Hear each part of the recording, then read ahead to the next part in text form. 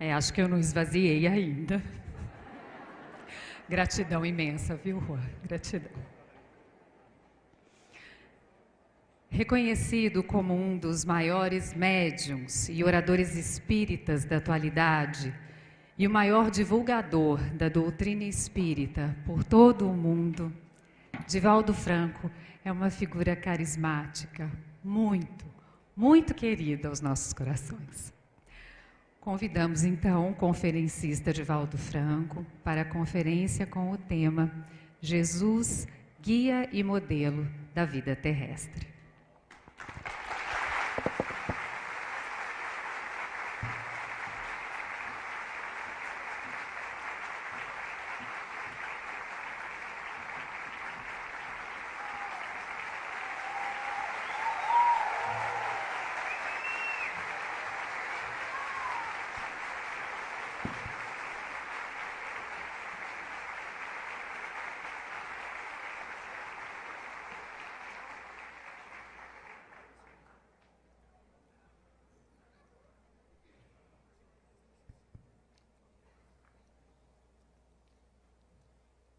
Senhoras, senhores, queridas irmãs, queridos irmãos espíritas, caros amigos, caras amigas, que nos acompanham através da Web TV Mansão do Caminho e de vários órgãos das redes sociais, nossos votos de muita paz.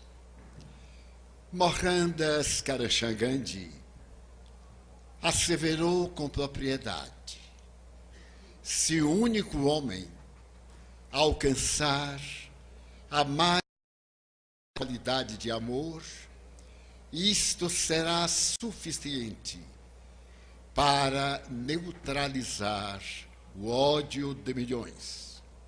O próprio Gandhi, através da reflexão do amor, alcançou essa qualidade divina e libertou 700 milhões de indianos e paquistaneses do tacão do Império Britânico.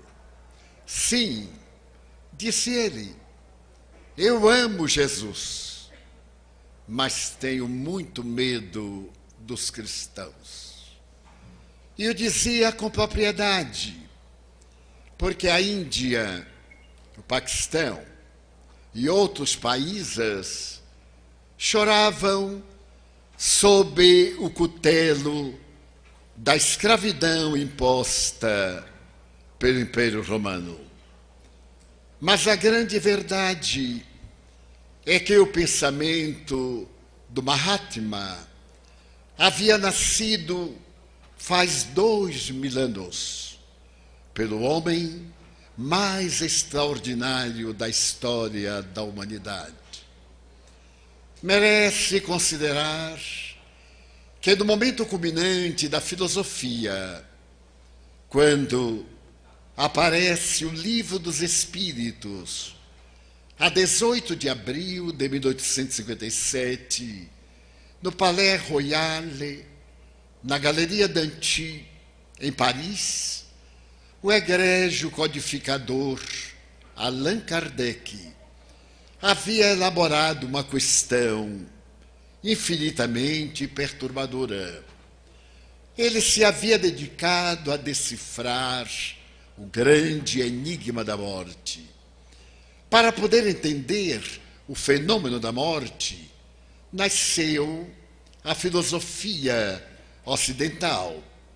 Os pré-socráticos dedicaram-se a entender qual era o significado da vida.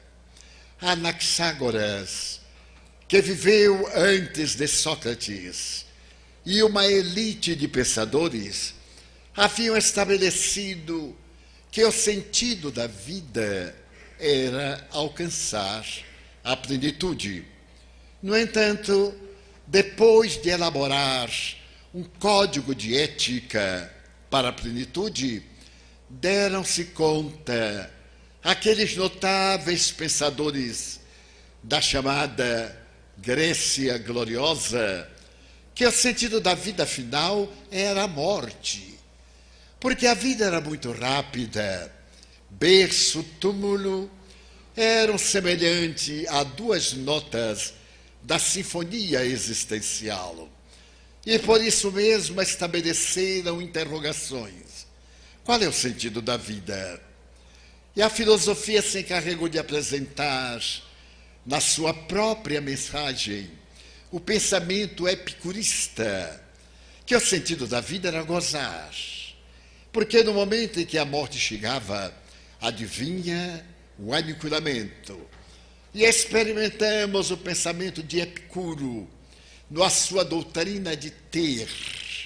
A vida vale pelo que se tem. Quem tem, pode. Quem pode, compra.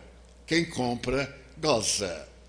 Mas sempre vinha, no momento do poder, a sorrateira morte, e a ilusão da vida desaparecia. Surge o pensamento de um outro filósofo, Diógenes, e a sua doutrina cínica.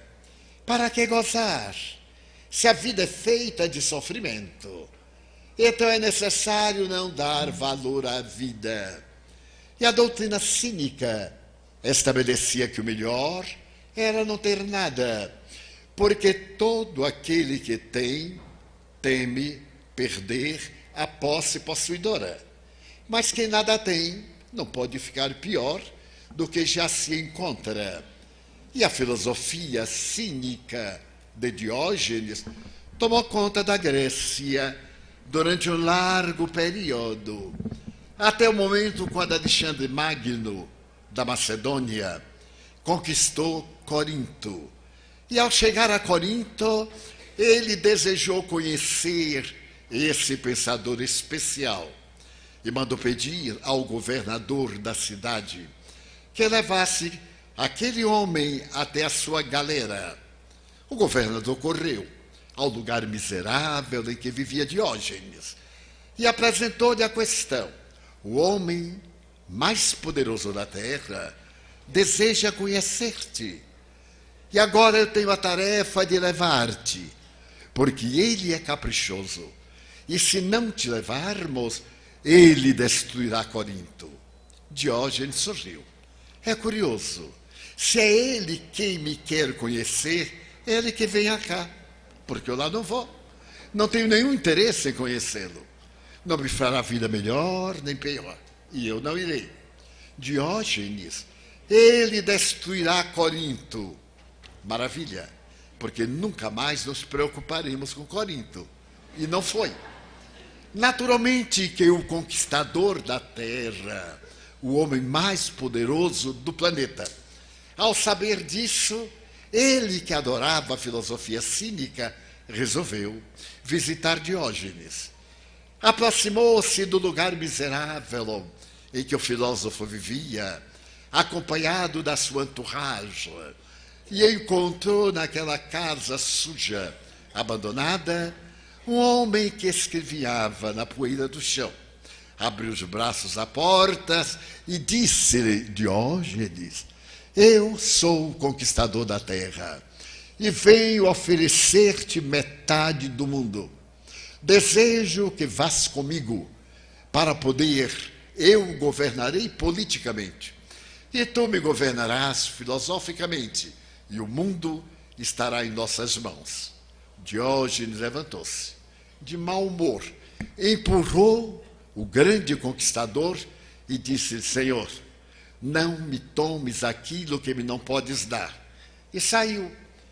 Alexandre Magno começou a pensar, mas que é que eu tomei desse miserável? E deu-se conta que, estando à porta com seu corpanzil, estava tomando sol, e o sol ele não podia dar. Então ele perdoou Diógenes, e se foi. Morreu 2 anos depois, e Diógenes permaneceu até uma larga idade. Mas será que o sentido da vida é não ter nada? Eu observo, por exemplo, que há o escravo daquilo que tem, mas há também o escravo daquilo que não tem. Eu só serei feliz quando me casar. Bom, isso era antigamente. Agora, eu só serei feliz quando me divorciar. Ah, sim, sim. Ou então, bem, é a chamada felicidade condicional. Eu só serei feliz quando chegar ao pódio, aos 15 minutos de glória. Mas será que a felicidade são 15 minutos de luzes e de ilusão? A felicidade não é não ter nada. Mas se ela não é ter nada, apareceu um outro filósofo, o mestre Zenão de Cício. Zenão estabeleceu: a felicidade é um gesto estoico perante a vida. E apresentou a filosofia estoica, porque todos nós temos medo. O medo é um atavismo do processo antropossócio-psicológico. Todos temos medo. Foi a primeira emoção da criatura humana. Do ponto de vista da antropologia, o primatas homini vivia na caverna, era bípede, mas não raciocinava, não tinha emoção. Eram somente os instintos básicos, 3, que ainda temos: comer, dormir, fazer sexo. Há muita gente que ainda é um pouco suíno, come, dorme, faz sexo, e basta, ou pelo menos finge que basta. Então, de repente, aquele ser percebeu que na caverna o outro caía, decompunha-se, desaparecia, e veio o medo. Todos nós temos medo. Medo da morte, medo da doença, medo do estupro, medo da agressividade, medo da traição. Temos medo de ter medo. E o filósofo norte-americano, teólogo, Rollo May, estabeleceu que nós temos medo de amar. Quando eu li a filosofia desse homem notável, eu me perguntei: como é que se pode ter medo de amar? Porque todos nós temos sede de amor e todos nós queremos amar. Alguns até conseguem. E eu comecei a fazer uma enquete entre os meus amigos e notei que quase todos nós temos medo de amar, isto é, de possuir o outro. Porque amar para nós é fazer que o outro atenda aos nossos caprichos. Aquilo que eu não posso, o meu ser amado deve possuir. Então, o meu amor é o estado de projeção do meu ego. Eu me recordo de uma amiga que um dia disse ao marido: eu noto que você não está mais gostando de mim. Mas por quê? Porque eu faço a pizza e você não gosta. Então, você não gosta de mim. Ele disse: meu bem, eu não gosto de pizza. Não tem nada a ver. Uma outra amiga minha me queixou: Divaldo, eu sou a mulher mais infeliz da terra. O meu marido adora pizza. E então, quando eu me casei, eu fiz antes um curso de pizza. E no primeiro domingo após a lua de mel, eu coloquei a pizza. Ele comeu de uma forma extravagante. E então ele sorriu e disse: meu bem, mas extraordinária, só que a sua pizza não é igual a de mamãe. E eu disse: aquela bandida já prejudicou o meu casamento. Na semana seguinte, eu convidei o pizzaoio da cidade. Ele fez, eu preparei uma garrafa de vinho branco. Era uma pizza, 4 queijos. E coloquei à mesa e fiquei olhando para ele. Ele comeu como um touro. E ao terminar, enxugou suor e disse: mas que excelente! Só que não é igual a de mamãe. Eu disse: mas este miserável me paga. Quando foi no domingo seguinte, eu fiz uma pizza margarita alla italiana. Ele comeu um pedaço, 4 pedaços, 1/8, a pizza, a segunda pizza. E estava até mole do vinho tinto que eu coloquei. E eu estava olhando para ele com esse olhar de ternura das mulheres traídas, dizendo mentalmente: hoje ele me paga. E então eu perguntei: como vai? Ele disse: meu Deus, que pizza! Só que não é igual a de mamãe. Não é igual de mamãe. Então, devia ter se casado com ela, porque só mamãe é que sabe fazer pizza. Eu não sei fazer pizza, vou-me embora, você me traiu. Eu disse, mas o que é isto? Você disse que a minha pizza não vale nada. Eu não disse isso. Eu disse que não é igual a de mamãe. Se não é igual, é inferior. Mulher, aprenda a raciocinar. Coisa muito difícil para as mulheres. Aprenda, por favor. E ela diz, o que é que você quer dizer? Mamãe nunca acertou fazer a massa. Então não era igual a de mamãe. Então, a verdadeira felicidade é o estoicismo. A coragem de enfrentar a dor. E os estoicos formaram um processo filosófico, psicológico da história. Até um período eu me tornei estoico, porque meu pai era muito severo. E lá em casa nós tomávamos uma surra periódica. E ele dizia, para que não errem. Era uma terapia preventiva. E graças a isso eu fiquei resistente à dor física. Porque meu pai se comprazia quando ele levantava o terapeuta, que era o chicote. Ele dizia assim, vamos realizar terapia preventiva. Porque naquele tempo a gente adorava os pais. Eu mesmo apanhei como cachorro miúdo. E adoro meu pai. Não tem esse negócio, não se pode aplicar nada para a criança não ter conflito. Hoje quem tem conflito são os pais, porque as crianças são temíveis e detestáveis, porque são mal educadas. Então meu pai me educou e eu passei a ter resistência à dor física. Eu fiz uma cirurgia sem anestesia.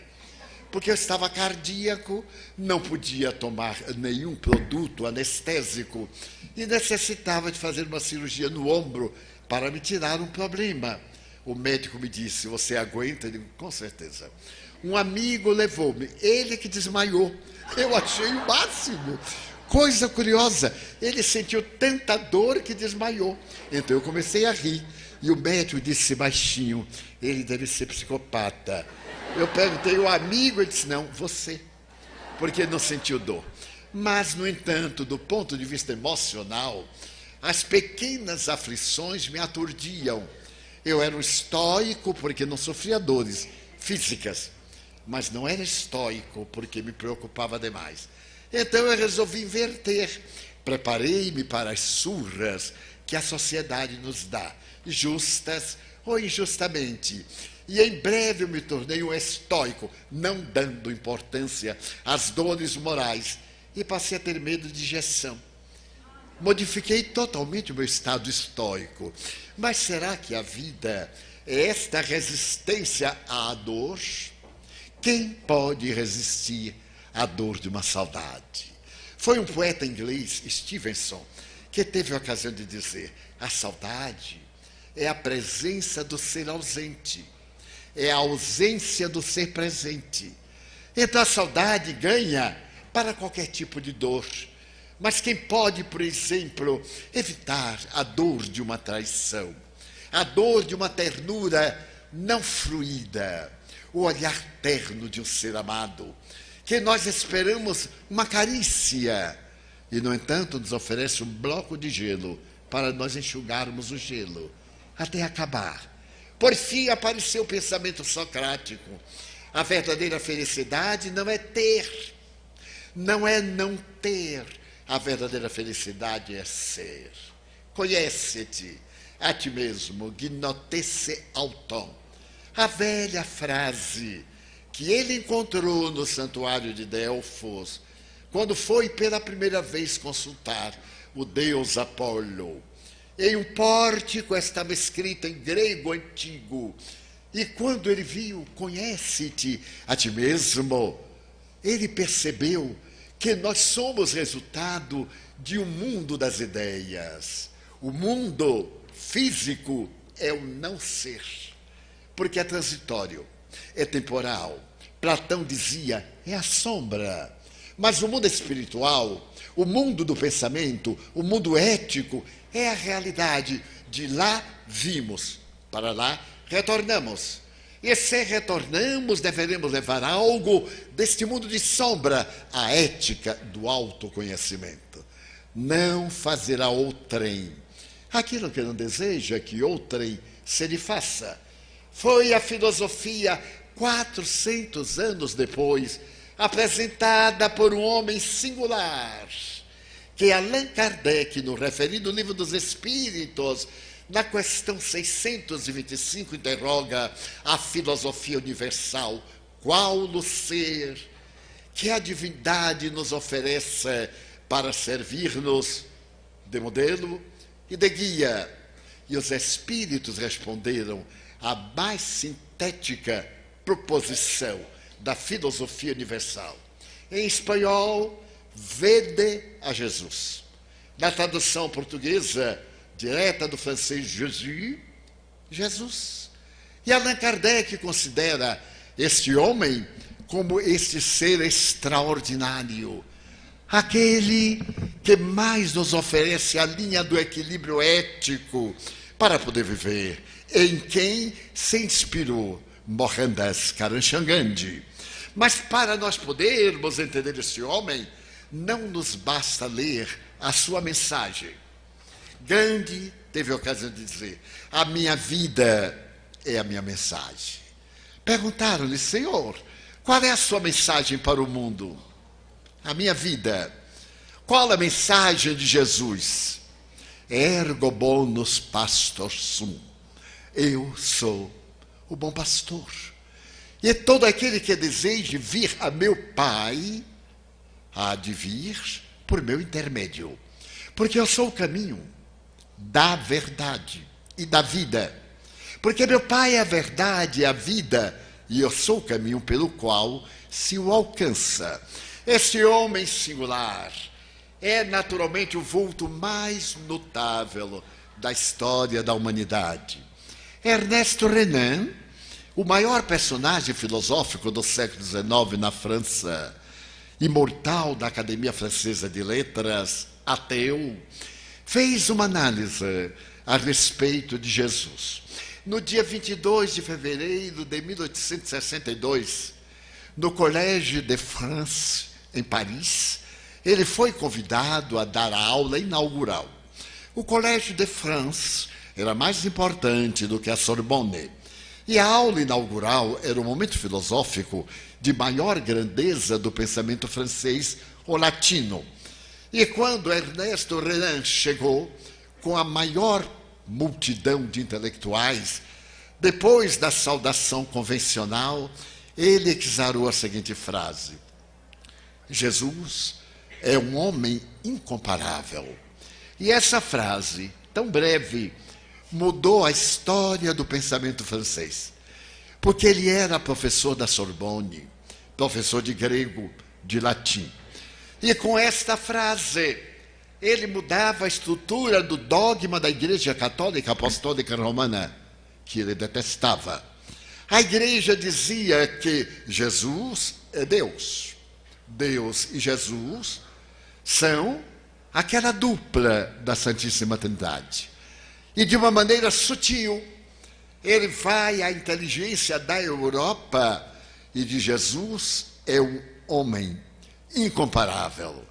É o seu protesto. Ele era um homem comum, bem, com especialidades. Jamais a história produziu qualquer outro que a ele se assemelhasse. De tal forma que Ernesto Renan foi demitido pelo imperador Napoleão III, porque acabara de blasfemar. Não deu importância. Foi escrever a vida de Jesus em 3 tomos. O 4º tomo, os Atos dos Apóstolos. Deve ser lida. Allan Kardec fez referência a esta obra ímpar 2 vezes na Revue Spirit.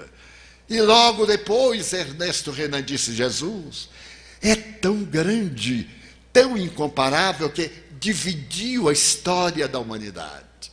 Ninguém igual a ele. Os fastos históricos passaram a ser narrados antes e depois dele. Se nós considerarmos que a história antes de Cristo assinala homens que dominaram a terra, Aníbal, o cartaginês, aos 30 anos de idade, dominava o mundo conhecido. Cipião, o africano. Júlio César conseguiu tal grandiosidade que se tornou divino e passou a dizer que era filho dos deuses. Se formos mais adiante e olharmos os grandes conquistadores pré e pós-Jesus, nós ficaremos aturdidos com aqueles que fascinaram o mundo por Jesus, superou-os. O Congresso dos Estados Unidos apresentou, por volta de 1980, uma estatística curiosa. Diz a estatística de biblioteconomia que o homem mais biografado da humanidade foi Napoleão Bonaparte. Escreveram-se 250 mil biografias. Jesus, no entanto, ultrapassou. Até aquela data, já estavam catalogadas 500 mil biografias, nem todas elogiosas, o que não é importante, mas era o ser mais biografado da humanidade. Eu tenho, vamos dizer assim, 80 biografias. Jesus, o socialista, pelos caminhos de Jesus, Jesus o Nazareno, Jesus o esteta, Jesus o covarde, a vida de Jesus de Plínio Salgado, o Nazareno de Cholinacho, judeu. Então, a vida mais notável. Por quê? Aqueles eram dias semelhantes a estes dias. A perversidade, a loucura, a perversão, o suborno, a indignidade graçavam. Roma havia atingido o apogeu da sua política, tornara-se a grande república. Não havia um lugar em que o sol não estivesse sempre aceso, iluminando Roma. Mas começou a decadência no Aventino, no Palatino, nos grandes montes da cidade sagrada. A decadência moral tomou conta do patriciado. Então, Caio Júlio César resolveu uma política que pudesse tomar conta de Roma. A República havia falhado politicamente. Levantavam-se aqueles estranhos, os bárbaros, que começaram a ameaçar a hegemonia do Império. No ano 60, Júlio César propôs ao Senado o governo tríplice, que é chamado o primeiro triunvirato. Então ele, e logo escolheu ele próprio, 2 outros homens de destaque. Um deles era tão notável que era chamado Grande. E depois de reunir os 2, convidou um terceiro, Marco Licínio Crasso, que era um homem muito rico, e estabeleceu o seu triunvirato. Cada um ficava, Crasso em Roma, o outro acompanhava o conquistador da África. Ele avançou e dobrou sob as legiões o Egito. A rainha Cleópatra, descendente dos Ptolomeus, que era naquele momento a mais notável governante do mundo, falava 9 idiomas, não era muito bonita como se pensa. O egípcio não era bonito, tinha um nariz muito feio. Não era o nosso nariz delicado brasileiro, esse nariz lindo que nos honra, porque o nariz grego também era muito feio. O nariz judeu, não vou dizer nada, porque ainda tem muito judeu na terra. Mas então, ele conquistou.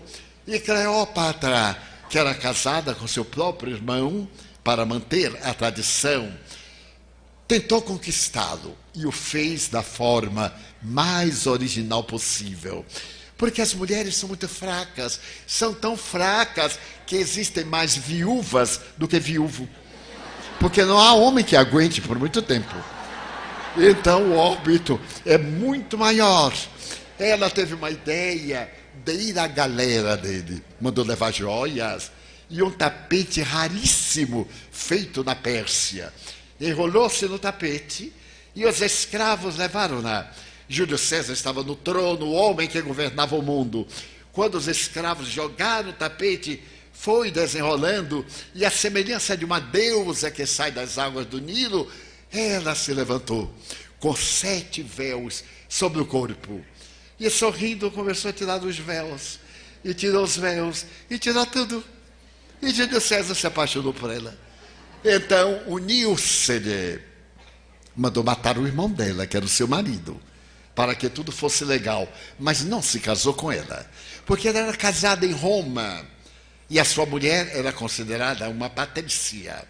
Teve o filho com ela, mas não legalizou o filho. Ele era um deus, não ia deixar herdeiros. E Cleópatra se transformou o símbolo do poder da mulher triunfadora, intelectual, conhecedora da política, da arte e, acima de tudo, de manipular os seus inimigos. Até que César, acreditando-se um deus, resolveu voltar a Roma por volta de 53 a.C. e levou-a para desafiar o Senado. Naquele dia, quando ele saía para levar o seu triunfo ao Senado, a mulher Calpurnia teve a primeira premonição historicamente comprovada das faculdades paranormais. Ela disse: César, eu tive um sonho. Não vás hoje ao Senado. Ele disse: mas eu sou Deus. Apesar disso, os deuses também caem do panteão. Ele sorriu e partiu. Quando ele chegava na curva do palácio do Senado, um velho que tinha o hábito de profetizar gritou: César, lembra-te dos idos de março. Era na informação trágica. E ele sobe as escadarias de mármore, e alguém que era considerado seu filho, Bruto senador, abraça-o e crava-lhe o punhal pelas costas. César olha-o e diz-lhe numa golfada de sangue: até tu, Brutus. E os senadores, traidores, correram e deram-lhe 53 punhaladas. Ele tomba. Cleópatra volta ao Egito e o primeiro triunvirato desaparece. Pompeu, o Grande, havia conquistado Israel. Entregou Israel à Síria, a mesma Síria mártir da atualidade. Depois, foram 7 anos de triunvirato. Por volta do ano 43, levanta-se o segundo triunvirato, constituído agora de Otávio, o Caio César Otaviano, que era parente de Júlio César, Marco Antônio, que era casado com a irmã de César, e Lépido, que era um homem muito rico. O dinheiro sempre teve predominância na política. E nasce agora uma era nova para o Império Romano. Já não é república. E ali no trono está um homem de pequena estatura, doente, que foi considerado pela história o marco divisório do Império Romano. O poder não está na força física, mas no caráter. Este homem Otaviano, ou Otávio, como se queira chamar, a quem nós devemos o mês de agosto, em sua homenagem a Augusto, a homenagem que lhe deram, compreendeu que a melhor forma de governar é através da dignidade. E que o verdadeiro governo tem que ser um espelho no qual o povo reflita a sua imagem. Quando na casa governamental a indignidade, o crime, o suborno, a falta de pudor se instala, o povo desagrega, porque não tem exemplo. Quando os que fabricam leis fazem-nas para seu próprio conforto e sua indignidade, o império entra em decadência, porque os legisladores são indignos do título que recebem. Afinal de contas, na Grécia, o senador não era um homem para ter privilégios. O privilégio era governar gratuitamente. Gratuitamente. Era a honra de ser um venerável. Daí a palavra latina senatus. Ele era levado ao posto de governança pelos caracteres morais e não pelos partidos e conchavos políticos. E é por isso a história da Grécia e de Roma, ainda hoje, são padrões das diversas manifestações da democracia, da liberdade, dos direitos humanos, da ditadura, do generalato. Em suma, das mais diferentes formas de governo. Otávio compreendeu isso e estabeleceu que Roma seria feliz. A primeira coisa foi, acabou com as guerras. O Império, então, contava 600 anos, desde a lenda da fundação, daqueles dois jovens gêmeos alimentados pela loba. E ele estabeleceu que na casa imperial a dignidade deveria vecejar. Ele então soube que a filha se entregava a atos de indignidade. Não trepidou. Ao invés de ocultar e mandá-la para o exterior com um cargo político honroso, mandou-a para o exílio na ilha da Pandatária, na Grécia. E quando mais tarde sua neta entregou a disparates sexuais a sua vida, ele também mandou-a para o exílio. Descobriu que a imperatriz experimentava venenos nos escravos para se libertar de inimigos políticos. Ele chamou-a e separou-se dela do leito conjugal, exigindo, porém, que continuasse lá, porque o imperador não se podia permitir qualquer ilicitude.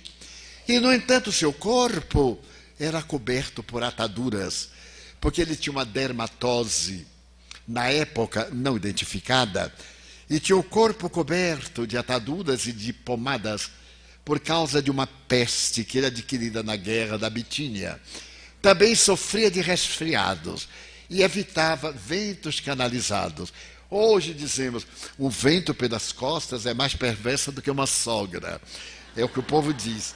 É uma herança daquele tempo. E Otávio fez que o santuário da deusa Vitória fechasse as portas, porque Roma estava em paz pela segunda vez em 600 anos. Os historiadores perguntam, mas o que aconteceu com Roma? Porque a paz em todo o império, todas as tribos revoltadas, todos aqueles que eram inimigos de Roma, começaram a auxiliar. É porque naquele período não renasceram na terra generais, nem políticos. Curiosamente, do ponto de vista histórico, foi o período da literatura, da poesia, da filosofia romana. E os líderes foram Tito Livio, Mecenas, Virgílio, que cantavam as musas. Conta a história universal que muitas vezes o imperador chorava de público no foro, quando na sua tribuna de ouro ele ouvia Virgílio declamar: ó sol fecundo, que diariamente abres o dia e abres a noite, que no teu périplo não possas ver nada que se iguale a Roma. O imperador chorava. E foi exatamente nesse período que nasceu Jesus. A humanidade, escreve Humberto de Campos, pela mediunidade incomparável do missionário Chico Xavier. Naquele momento, a humanidade estava tecendo a túnica nupcial para o matrimônio com Jesus. Foi no Império de Otaviano que nasceu este guia e modelo da humanidade. Nasceu tão discretamente como a noite de luar. Nasceu em uma caverna de basalto, praticamente no deserto da Judeia, porque nunca houve lugar para ele. A cidade estava referta, era um período de recenseamento. E seus pais que vieram da Galileia, pelas montanhas da Judeia, para não passarem pela Samaria, estavam exaustos. E porque não havia nenhum lugar, foram até as grutas onde até hoje se guardam as ovelhas no inverno. E ali, em uma noite alcandorada do mês de abril, 5 para 7, ou 7 ou 6, o calendário não é perfeito, nasce aquele que é a estrela de primeira grandeza da grande orquestração galáctica da humanidade. Nasce anônimo, ao berro de animais, às vozes de animais domésticos. E esse homem vai revolucionar o mundo, porque é o primeiro personagem histórico que vai trazer a maior psicoterapêutica da humanidade. Até ele não se fala em amor, no Decálogo 2 vezes a palavra amar a Deus, amar pai e mãe. Mas este homem diz que a vida sem amor é uma vida sem vida, que o amor sintetiza todas as aspirações do bom, do belo, do grandioso. E ele se transforma na sinfonia inacabada do verbo amar. Quando ele se levanta em uma pequena montanha, às margens da Galileia, e pode contemplar do outro lado do mar aquelas cidades gregas que foram abandonadas, ele canta o maior poema literário que a humanidade jamais ouviu, as Bem-aventuranças. Do ponto de vista da literatura, a verdadeira renascença não foi no século XV, no século XVI. Foi no dia que ele disse: bem-aventurado são aqueles pobres em espírito, porque eles ganharão o reino de Deus. O ceticismo zomba, faz bullying, pobre em espírito. Que são pobres em espírito? São aqueles que são pobres de soberba, pobres de egolatria, pobres de presunção, pobres de vaidade. São aqueles, a la Chico Xavier, se ele veio para servir, quem sou eu para ser servido? Esse é o pobre em espírito, porque há muitos ricos de coisa nenhuma, ricos de presunção. A tumba nos libera, nos nivela a todos, mas aquele que se destaca da tumba, porque nada tem, e quando parte nos faz uma falta imensa. Quantos pais hoje esquecidos, quantas mães que a nossa cultura aniquilou a partir dos anos 50, quando veio a era beatnik e nós destruímos a família. Aí está o resultado da família: a desolação, a imoralidade, o poder, a ausência de ética. E eu vos pergunto, qual é a ética que ensinais às vossas filhas? O que é que dizeis a elas, se é que dizeis alguma coisa, de educação? Neste momento de licenças, não de licença, de perversão dos costumes. Quer dizer, qual é a ética nossa? O que é que nós entendemos por moral? Você diz que moral é uma coisa ultrapassada. Eu estou de acordo, porque é uma coisa não usada. Porque na hora que estabelecermos um princípio ético, nada tem a ver com religião. É o desenvolvimento, como diz Allan Kardec, intelecto moral. É o intelecto que nos diz que relacionamentos múltiplos não dão felicidade, dão prazer sensorial e cansaço orgânico. E o indivíduo tem sede da água do mar. Quanto mais bebe, mais sede tem, porque a água é salgada. Mas quando se ama, quando se diz ao filho, ao esposo, ao companheiro, seja quem for, que nós temos um dever de direito de respeitar o outro. Então se grita, libertas que será também. Foi gritado aqui em Minas Gerais, por Tiradentes. Liberdade mesmo que tarde.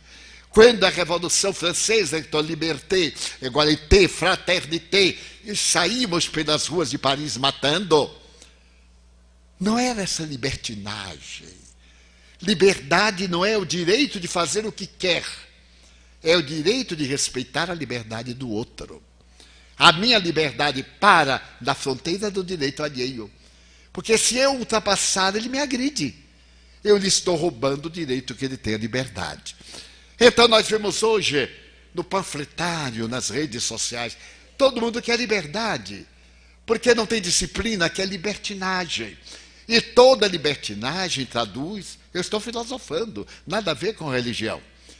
Porque, afinal, eu me utilizei de um líder ateu, Ernesto Renan, que estabeleceu uma ética, a ética do Evangelho de Jesus. Porque é uma ética de amor. E hoje, a ciência médica, principalmente a psiquiatria, diz: quem ama não adoece. A melhor terapêutica para a depressão é o amor. Nós temos isso na palavra de Erickson, o notável pai da moderna terapêutica, da depressão, o médico americano que morreu em Phoenix, Arizona. Se eu for a Viktor Frankl, que escreveu o mais belo livro do século XX, ele escreveu a respeito do seu destino, da sua meta, uma autobiografia. É pequena. Este homem, Viktor Frankl, que esteve em 5 campos de concentração, inclusive em Auschwitz, ele faz um livro dando sentido. Qual é o sentido da nossa vida? Qual é o sentido? Quantos de nós estamos perguntando diariamente, a vida é tão monótona, é tão cruel, e aí está a depressão para provar. Segundo a Organização Mundial de Saúde, os depressivos montam a expressiva soma de 364 milhões de indivíduos depressivos crônicos. E em uma obra lançada nos Estados Unidos, chamada O Demônio do Meio-Dia, por um repórter do The New York Times, há um dado muito interessante. A depressão é tão perversa que em 10 indivíduos, 3 são depressivos. 3 já foram depressivos. 3 serão depressivos. E aquele que escapa fica tão preocupado que faz depressão também. Então nós podemos olhar aqui esse auditório, vamos dizer 1.200 pessoas, somando os dois, 2.200 pessoas. Coloquemos aí 3 portadores de depressão. Olha que maravilha, nós temos aproximadamente uns 60 depressivos crônicos. Ele nem sabe, mas ele tem mau humor, ele já acorda de mau humor, ele deita mal-humorado, ele não tem meta. Mas aquele outro que diz assim, qual é o sentido da minha vida? Eu tenho uma amiga que é da minha idade, mas mulher não tem idade, mulher é neutra. E a minha amiga, que é da minha idade, chegou-se para mim o ano passado e disse, Edivaldo, eu queria te perguntar uma coisa. Eu queria saber qual é a minha missão na Terra. Eu olhei para ela, coitadinha. Ela fez botox, tritox, quatrox. O olho, um fito oeste, o outro fito leste, de tanta cirurgia. Eu olhei, ela até engraçadinha, não era bonita, mas era engraçadinha. E eu disse, o que é que você quer saber, minha filha? Ela disse, qual é a minha missão na Terra? Eu disse, deixe para lá. Nós já morremos. Ela disse, mas eu, Divaldo, com 60, imagina, eu tinha 89. Ela nasceu antes de mim, tinha 60. É uma coisa curiosa.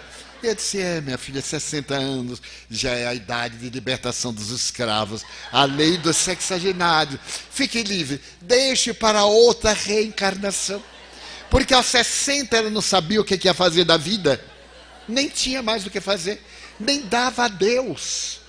Vocês já viram Elizabeth, a minha prima, Elizabeth II, da Inglaterra? Ela não sabe que é minha prima, ela nega, mas é minha prima. Depois de certo tempo, ela dá a Deus, mas ela dá a Deus assim. Porque se der assim, aqui as pelancas, entra a técnica feminina da Deus. Eu aprendi também. Divaldo, oi. Ó, aqui junto. Eu disse, minha filha, mas Divaldo, então eu vou morrer sem saber qual é a minha missão. Ele disse, não, você já executou no rosto mais de 30 tentativas. Deixa o resto para lá. São os nossos ideais. Nós perdemos o sentido da vida. Eu li um filósofo inglês, há 280 anos mais ou menos, ele cunhou esta frase. O homem moderno, o homem e mulher, naquela época, perderam o endereço de Deus. Naquela época. Eu hoje diria, parafraseando, o homem moderno e a mulher contemporânea perderam o endereço de si mesmos. Muitas pessoas me perguntam, seu Divaldo, qual é a minha missão? Todo mundo quer ser importante. Não é qual o meu dever, é missão. Eu digo assim, a nossa missão é amar. Mas amar, eu já me casei 3 vezes, me casei 5 vezes. Não, eu não me refiro a isso, é amar. Amar para servir. Porque quem não vive para servir, diz o Rotary Club, não serve para viver. Então nós temos que aprender a servir, a amar. Foi o que o homem de Nazaré fez. A sua vida, se nós olharmos do ponto de vista ético, é uma canção de serviço. E vamos notar uma peculiaridade. Ele sempre nos fala no imperativo. Busca, vai, faze, vem. É sempre uma voz imperativa, que não nos deixa a oportunidade de fingir que não entendeu. Busca primeiro o reino de Deus e sua justiça, e tudo mais te será acrescentado. Quando eu via isso em criança, eu acreditava, mas não entendia. Quando eu me tornei adolescente, eu entendia, mas não executava.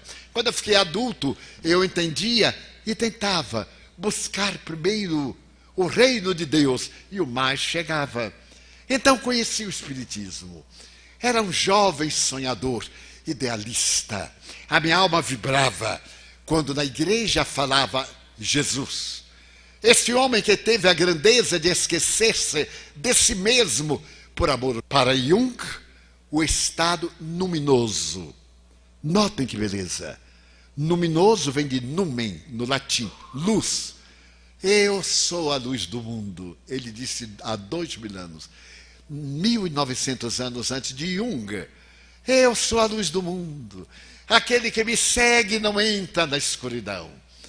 Então ele sublimou e suplantou as polaridades. A polaridade orgânica e a polaridade emocional. E certo dia, ele estava em Jerusalém, quando uma mulher começou a ser julgada ao sol da praça pública, porque ela havia traído o marido. E ele foi chamado, porque os judeus queriam surpreendê-lo em um erro político. E perguntaram: Moisés, fala que ela deve ser apedrejada. É a lei. E tu pregas que ela deve ser perdoada. Que faremos? Qualquer resposta era difícil. Eu me coloquei no lugar dele. E ele deu uma resposta jamais pensada. Diz uma tradição que ele ficou escrevendo na poeira. E aqueles que ali estavam eram todos do sexo masculino. E então ele escreveu assim: ladrão. Na hora que um olhou, era ladrão mesmo. O outro escreveu adúltero. E cada um que via seu nome ali retratado foi saindo. Ele não disse nada, apenas: aquele que estiver sem culpa, sem erro, sem pecado, sem defecção, atire a primeira pedra. Que se cumpra a lei de Moisés, porém, por alguém em condições de fazê-lo. E como todos eram piores do que ela, porque só tem adúltera, porque tem adúltero. Atrás de qualquer mulher caída tem um homem covarde escondido. Então ele exalta a mulher que era detestada. Foi o maior amigo da mulher. E a mulher foi a maior amiga que ele teve. Porque todos o abandonaram, menos João. E as mulheres acompanharam-no na Via Crucis. Porque a mulher tem esse sentido de ternura e de maternidade. E quando todos saíram, a mulher perguntou aturdida: Senhor, e agora? Ele lhe interroga: ninguém te condenou? A frase tem que ser lida ipsis verbis. Ninguém te condenou? Não, Senhor. Então, eu também não te condeno. Vai e não tornes a pecar. É fascinante essa frase, porque ele não concordou com o adultério dela. O adultério era dela. Ele não a condenou, como todo mundo faz, porque todo mundo erra. Ele a compreendeu, mas, a partir de agora, ela não se podia permitir ao luxo de trair o marido com qualquer indivíduo. Conta Amélia Rodrigues, espírito, que naquela noite ele estava na casa de Lázaro, a 7 quilômetros de Jerusalém. Foi o único lar em que ele dormiu mais de uma noite. A casa de Pedro e logo depois a casa de Lázaro. Ele nunca dormia 2 vezes na mesma casa. Então a mulher foi até lá. E ele estava numa pérgola de rosas. E a mulher chegou ainda amarfanhada das primeiras pedradas. Senhor, eu venho justificar-me. Mas não é preciso. Mas eu gostaria que tu visses o meu drama pelo meu ângulo. Nós julgamos pelo nosso ângulo e raramente ouvimos o outro. Senhor, eu sempre amei meu marido. Meu marido era um homem bom. Mas de repente ele começou a mudar. e não mais ele cumpria os deveres conjugais. Eu me sentia só. Eu sou muito sensível e o amo. E ele se entregava a uma vida obscena. Eu comecei a sentir a ausência de calor. Passei a ter o frio do abandono. Quando ele levou o lobo para dentro de casa, foi ele que levou o amigo. E o amigo era um homem nóbil. Ele percebeu a minha fragilidade. Eu estava naquele momento de ternura, de debilidade moral. E ele, o lobo, começou a dizer coisas que meu marido dizia antes e nunca mais disse.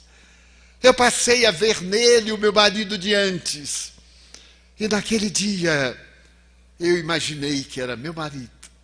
Eu não traí meu marido.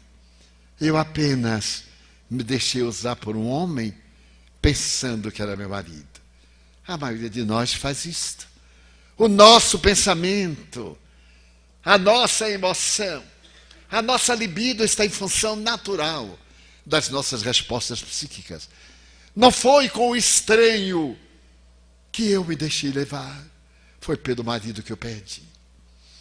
Então, Senhor, agora que eu perdi de vez, eu nunca mais me equivocarei.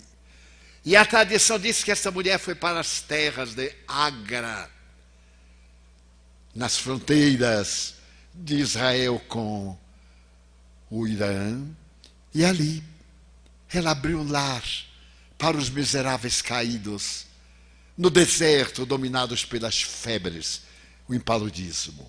Até um dia que ele chega à casa levada por viandante do deserto, o homem febril, desesperado, e ela acolhe, e o homem lhe conta a tragédia. Ele um dia amou profundamente uma mulher, mas as ilusões carregaram-no, e ele se perdeu no barato de si mesmo. Ela se equivocou e ele, com ira, com ciúme e mágoa, desejou destruí-la. E foi para o prazer, mas notou que o prazer envenenou. E saiu à procura dela por toda parte. E nunca mais a encontrou. Ali estava o marido, levado pelas leis de causa e efeito às mãos da sua vítima, que ouviu narrar a sua dor e morreu nos seus braços. Quando Jesus atende esta mulher, não é o ânimos, é a ânima, é a mãe, é a ternura. Ninguém te condenou. As mães não condenam, porque elas compreendem. Se condenam é por capricho momentâneo. Mas, posteriormente, eles chegam os judeus e dizem com veemência: ó raça de víboras, sepulcros de branco caiado por fora e por dentro, podridão, até quando eu vos suportarei? O ânimos, esse é o ânimos, porque ele falou sem raiva. Eu, para dizer isso, eu fico com tanta raiva antes, durante e depois. Ele não. Raça de víbora, porque ele era o exemplo do amor. Então é este homem que nos fascina através da história, com a presença dúlcida da ternura, e nos diz: eu venho para que tenhais vida, e vida em abundância. Neste momento histórico, tão grave, da nossa filosofia e sociologia, quando o vazio existencial se instala em nós, olhamos a terra e muitos de nós perdemos o sentido. Qual é o objetivo da minha vida? Ter um trabalho, ganhar dinheiro, a filosofia epicurista, desfrutar de uma regalada aposentadoria, a filosofia nihilista, fazer exercícios de dor, a filosofia estoica, ou transformar a alma numa chama que brilhe na escuridão da sociedade, para termos uma vida socrática. Quando pudermos saber que nós, e não eu, constituímos a sociedade. Quando nos lembrarmos que somos uma família, porque nascemos no mesmo tronco étnico. Nascemos de uma unidade energética, diz Emmanuel, no A Caminho da Luz, que no momento quando aquela imensa esfera se deslocou da galáxia inicial e foi para uma parte gelada e começou a condensar os gases que do infinito caíram sobre a Terra, faz ciclos de luz. Era o psiquismo da futura humanidade. Era o amor de Deus povoando o planeta. Aí está 14 bilhões de anos. E há 2 bilhões de anos, 2 moléculas na intimidade das águas salgadas dos oceanos profundos ligaram-se e fizeram um pequeno tubo que será o nosso futuro aparelho digestivo. Esse tubo sai de uma célula, torna-se plural de células. E se faz uma alga preso à pedra. O fascículo de luz está dentro dele. E cresce. Então se faz a planta marinha. Depois se transmuda. E na escala zoológica da evolução, chega hoje a Homo sapiens sapiens. Esse e já não é mais o homem sapiens. Eu tive a audácia de classificar. Também sou gente. Também penso. E digo, homos virtualis. Vivemos agora de olhinho. Cadê ele? Aqui está. Meu Deus. Olhar para o mundo. Que eu me lembro da máquina datilográfica. Quem não se lembra, me perdoe-se daquele tempo. Então, eu agora posso olhar o mundo, mas eu já não penso como datilógrafo. Eu penso agora mandando as mensagens virtuais, mas já estão superadas. Já vem aí as elucubrações do pensamento. E neste momento de transição planetária para mundo de regeneração, o que vai acontecer? Nós vamos comunicar-nos através do pensamento e vamos dizer, Senhor, eu não necessito de nada. Nada, Senhor. Vamos acabar com a mania da queixa, com essa questão de vitimização. Ai, eu sou tão infeliz. Eu tenho tantos amigos felizes porque são desgraçados, que é uma coisa curiosa. Mas nós vamos dizer, nós, os que encontramos Jesus, muito obrigado, Senhor. Eu queria dizer-te que é uma vida, que para mim é bela, ela é consentida. Muito obrigado, Senhor, por tudo que me deste, por tudo que me dás. Muito obrigado pelo ar, pelo pão, pela paz. Muito obrigado, Senhor.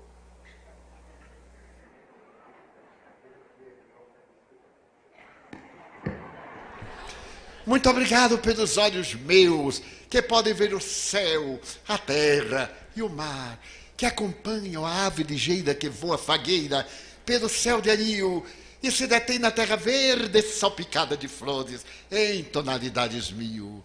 Muito obrigado, Senhor, porque eu posso ver, meu amor, mas diante dos meus olhos eu contemplo aqueles que são cegos e não podem enxergar. Eu oro por eles que andam na multidão, que se perdem na escuridão e não podem mirar. Eu sei que depois desta vida, da outra vida, eles também poderão contemplar. Muito obrigado, Senhor, pelos ouvidos meus, que me foram dados por Deus, ouvidos que ouvem o tamborilar da chuva no telheiro, a melodia dos versos das ramas do mundo inteiro, pela minha faculdade de ouvir a voz do boiadeiro, a voz doce e cândida do cancioneiro. Muito obrigado, porque posso escutar.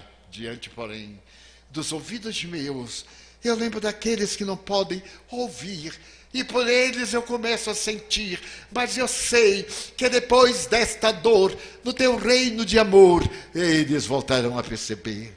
Muito obrigado pela minha voz, mas também pela sua voz, pela voz que ama, que canta, que ensina, que alfabetiza, que trauteia uma canção, e que o teu nome profere com dúlcida emoção, diante da minha melodia.